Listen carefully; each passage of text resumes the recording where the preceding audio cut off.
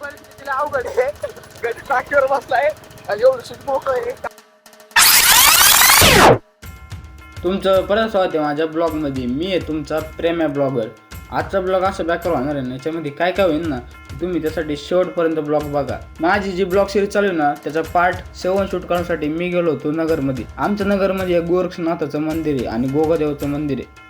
मंदिरापाशी येऊन पोहोचल्यानंतर मंदिराचा एक फ्रंट साईडनी व्हिडिओ घेतला आणि आतमध्ये येऊन पोहोचलो डायरेक्ट गोरक्षनाथाचं दर्शन घेण्यासाठी. मग गोगादेवाचं दर्शन घेतलं आणि परत एकदा गोरक्षनाथाचं दर्शन घेऊन घराकडे निघालो आणि घरी येऊन बघतो तो कार्यकर्ते पतंग शिटकत होते आणि त्यात कार्यकर्ता बघा काय म्हणतो, साइन थिटा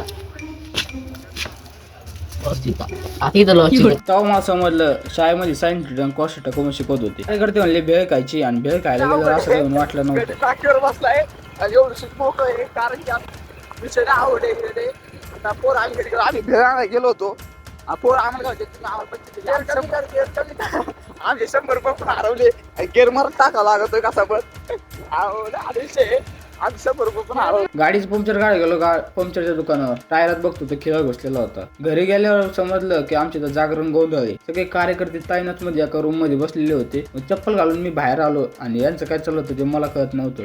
मग मी कार्यकर्त्याला म्हणलो इथे फ्रेम मध्ये या. पण त्या कार्यकर्त्याला डायलॉग म्हणायला लावला. तुम्ही पण डायलॉग ऐका.